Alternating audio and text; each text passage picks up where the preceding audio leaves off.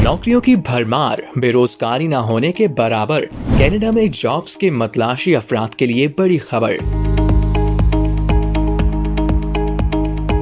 75,000 से जायद नई नौकरियां। बेरोजगारी 2 साल की कम तरीन सतह पर। रोजगार के आदातोशुमार ने माहिरीन को हैरान कर दिया। जुलाई के दौरान कैनेडियन मईशत ने तवक्कुआत से कहीं ज्यादा 75,100 नई मुलाजमतें पैदा कर दी। रोजगार में इस गैर मामूली इजाफे का असर बेरोजगारी की शरह पर भी पड़ा। जून के 6.5% से कम होकर जुलाई में 6.4% रह गई, यानी मुसलसल तीसरे माह बेरोजगारी में कमी हुई और शरह जुलाई 2024 के बाद अपनी कम तरीन सतह पर आ गई।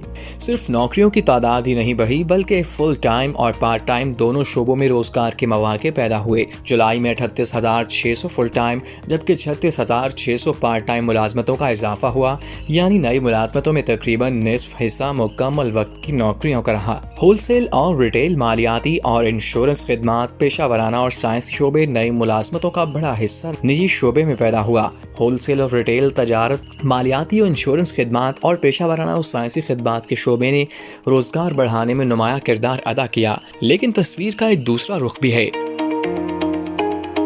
नौकरियां तो बढ़ी मगर उजरतों में इजाफे की रफ्तार कम हो गई। अमरीकी महसूलात, आलमी कशीदगी और माशी गैर यकीनी के बावजूद कैनेडियन मईशत ने जुलाई में मजबूत कारकर्दगी दिखाई। बैंक ऑफ कनाडा ने दूसरी तिमाही के लिए सालाना शरह नमू 2.5% रहने की पेशगोई की थी, लेकिन इब्तदाई आदादोशुमार में शरह नमू 3.4% तक पहुँचने का इम्कान जाहिर किया गया।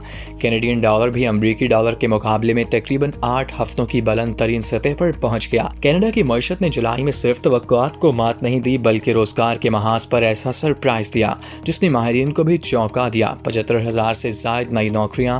बेरोजगारी 2 साल की कम तरीन सतह पर। अब सवाल यह है कि क्या ये रोजगार की तेजी आने वाले महीनों में भी बरकरार रहती है।